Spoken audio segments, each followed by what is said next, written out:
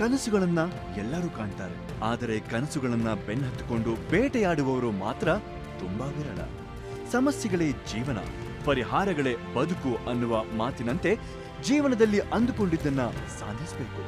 ಗೆಲ್ಲುವ ಕಿಚ್ಚು ಯಾರ ಹೊಟ್ಟೆಯಲ್ಲಿರುತ್ತೋ ಅಂಥ ವ್ಯಕ್ತಿಗಳೆಲ್ಲ ಗೆದ್ದಿದ್ದಾರೆ.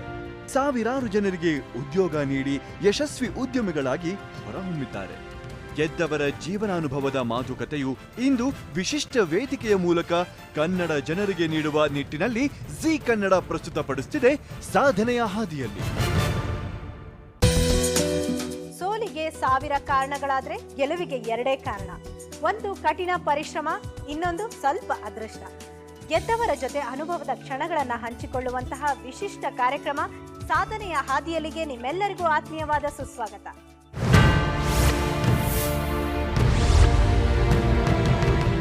ದುಬಾರಿ ಬೆಂಗಳೂರಿನಲ್ಲಿ ನಿಮ್ಮದೇ ಆದಂತಹ ಒಂದು ಜಾಗವನ್ನ ಮಾಡ್ಕೊಳ್ಬೇಕಾ? ಅದಕ್ಕೆ ವಿಳಾಸ ಮ್ಯಾಕ್ಸ್ವರ್ತ್ ಆಗಿರತ್ತೆ. ನಿಮ್ಮದೇ ಆದಂತಹ ಒಂದು ಸ್ವಂತ ಸೂರನ್ನ ಮಾಡ್ಕೊಳ್ಬೇಕಾ? ಅದರ ವಿಳಾಸ ಕೂಡ ಮ್ಯಾಕ್ಸ್ವರ್ತೇ ಆಗಿರುತ್ತೆ.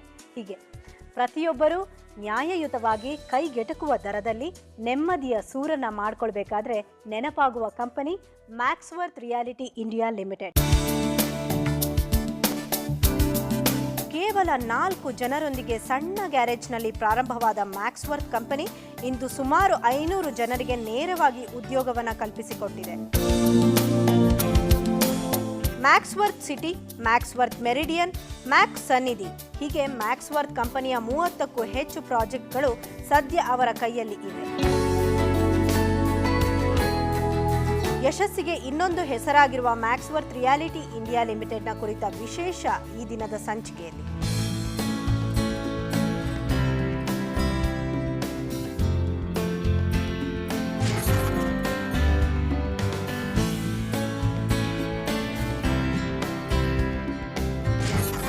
ಮ್ಯಾಕ್ಸ್ವರ್ತ್ ರಿಯಾಲಿಟಿ ಇಂಡಿಯಾ ಲಿಮಿಟೆಡ್ ಈ ಒಂದು ದೊಡ್ಡ ಸಂಸ್ಥೆಯ ಒಂದು ಸಕ್ಸಸ್ನ ಹಿಂದೆ ತಮ್ಮ ಶ್ರಮ ಬಹಳ ಇದೆ.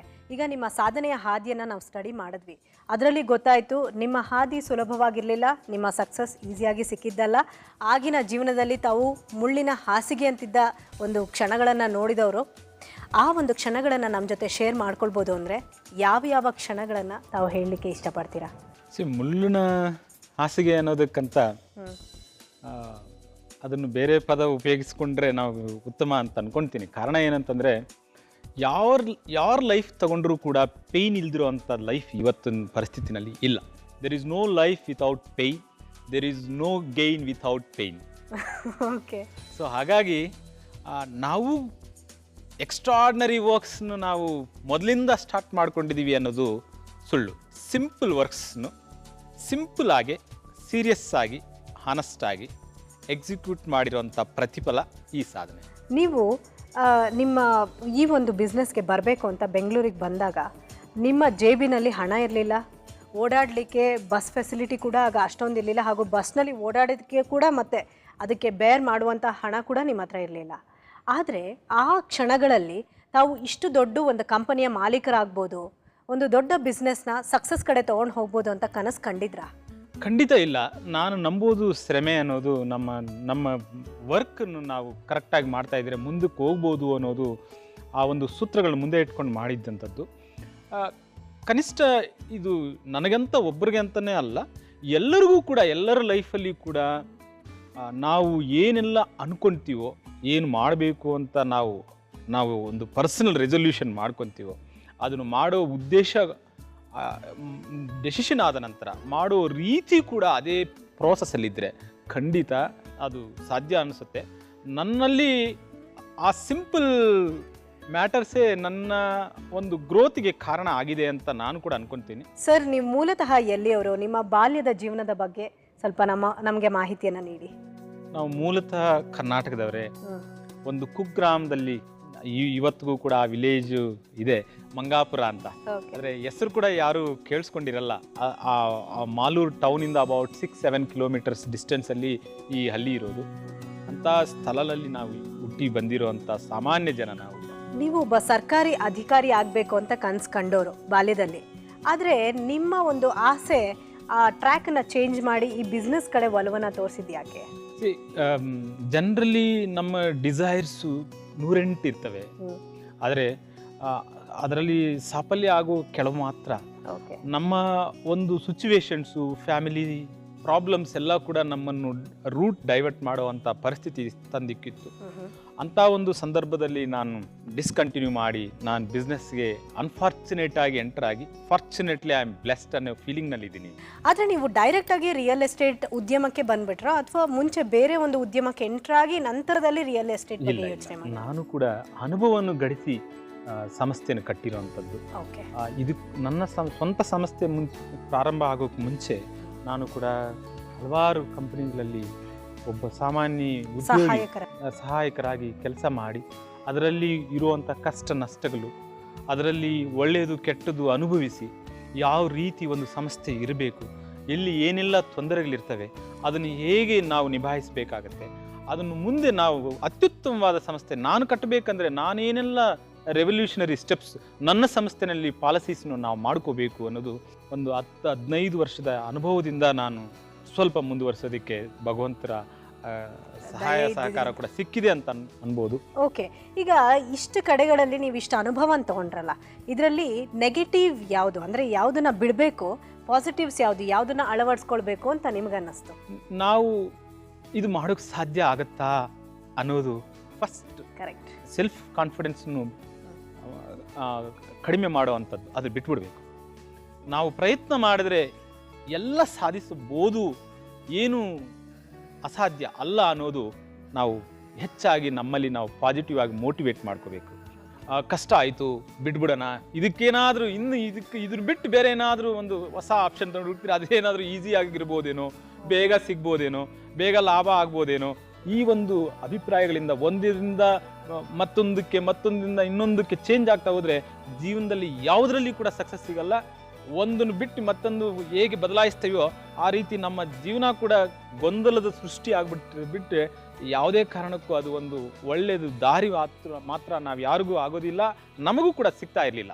ನೀವು ಇವತ್ತು ಸಾಧನೆಯ ಉತ್ತುಂಗದಲ್ಲಿದ್ದೀರಾ, ನೀವೇನು ಅಂದ್ಕೊಂಡಿದ್ದೀರಾ ಅದನ್ನು ಸಕ್ಸಸ್ಫುಲ್ ಆಗಿ ಫುಲ್ಫಿಲ್ ಮಾಡ್ಕೊಂಡಿದ್ದೀರಾ. ಆದರೆ ಇದರ ಹಿಂದೆ ಕೆಲವು ಪ್ರಮುಖ ಘಟ್ಟಗಳಿರುತ್ತೆ, ಅಂದರೆ ಟರ್ನಿಂಗ್ ಪಾಯಿಂಟ್ಸ್ ಅಂತ.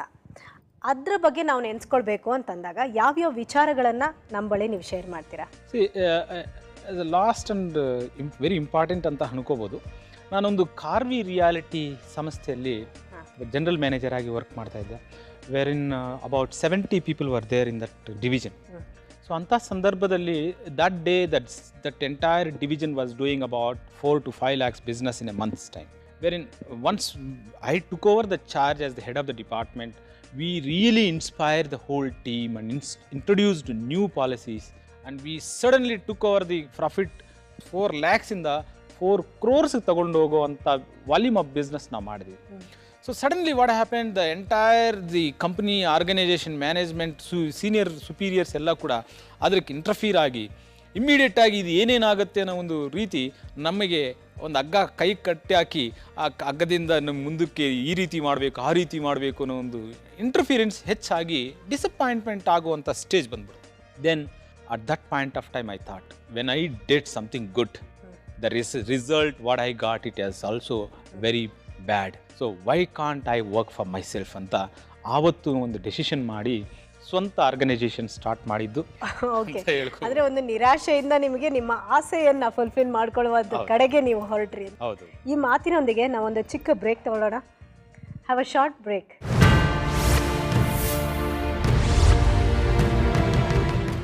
ವೆಲ್ಕಮ್ ಬ್ಯಾಕ್ ಟು ಸಾಧನೆಯ ಹಾದಿಯಲ್ಲಿ. ಮ್ಯಾಕ್ಸ್ವರ್ತ್ ರಿಯಾಲಿಟಿ ಇಂಡಿಯಾ ಲಿಮಿಟೆಡ್ ಇದರ ಮುಖ್ಯಸ್ಥರಾಗಿರುವಂತಹ ಕೇಶವ್ ಅವರು ಸಾಧನೆಯ ಹಾದಿಯಲ್ಲಿ ವೇದಿಕೆಯಲ್ಲಿ ನಮ್ಮ ಜೊತೆ ಇದ್ದಾರೆ. ಅವ್ರ ಜೊತೆ ಮಾತುಕತೆಯನ್ನು ಮುಂದುವರಿಸೋಣ. ಮ್ಯಾಕ್ಸ್ವರ್ತ್ ಅನ್ನುವ ಹೆಸರನ್ನು ಚೂಸ್ ಮಾಡಿದ್ದು ಯಾರು, ಹಾಗೆ ಇದರಲ್ಲಿ ಮ್ಯಾಕ್ಸ್ ಇದೆ, ವರ್ತ್ ಇದೆ, ಇದರ ಏನು ಸಿಗ್ನಿಫಿಕೆನ್ಸಿಂದ ಈ ಹೆಸರನ್ನು ನೇಮ್ ಮಾಡಿದ್ರಿ? ಸೊ ನಾನು ನಮ್ಮ ಸಂಸ್ಥೆ ಕಟ್ಟಬೇಕಾಗಿರೋ ಸಮಯ ಬಂದಾಗ maximum worth anything that you deal with, ಯಾವುದೇ ಪ್ರಾಡಕ್ಟ್ ನೀವು ಡೀಲ್ ಮಾಡಿ ಮ್ಯಾಕ್ಸಿಮಮ್ ವರ್ತ್ ಕೊಡುವಂಥದ್ದಾಗಿರಲಿ ಅನ್ನೋ ಒಂದು ಉದ್ದೇಶ ಇಟ್ಕೊಂಡಿದ್ದ. ಆ ಸಂದರ್ಭದಲ್ಲೇ ನಾನು ಅದನ್ನೇ ಯಾಕೆ ಕಂಪನಿ ಹೆಸರು ಮಾಡ್ಕೋಬಾರ್ದು ಅಂತ ಮ್ಯಾಕ್ಸಿಮಮ್ ವರ್ತ್ ಕೊಡುವಂಥದ್ದು ಮ್ಯಾಕ್ಸ್ ವರ್ತ್ ಅನ್ನೋದು ಆಯ್ಕೆ ಮಾಡಿಕೊಂಡು ಮ್ಯಾಕ್ಸ್ವರ್ತ್ ರಿಯಾಲಿಟಿ ಇಂಡಿಯಾ ಲಿಮಿಟೆಡ್. ಓಕೆ.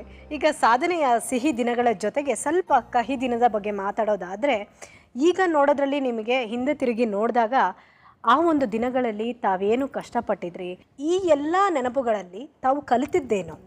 ನಾವು ಕಲಿತಿದ್ದೇನು ಅಂತಂದರೆ ಸಮಯಸ್ಫೂರ್ತಿ ಇರಬೇಕು. ಓಕೆ, ಆ ಒಂದು ಯಾವುದೋ ಕಾಪೀಡ್ ನಾಲೆಡ್ಜಿಂದ ನೀವು ಮುಂದುವರ್ಸೋಕ್ಕಾಗಲ್ಲ. ಕರೆಕ್ಟ್.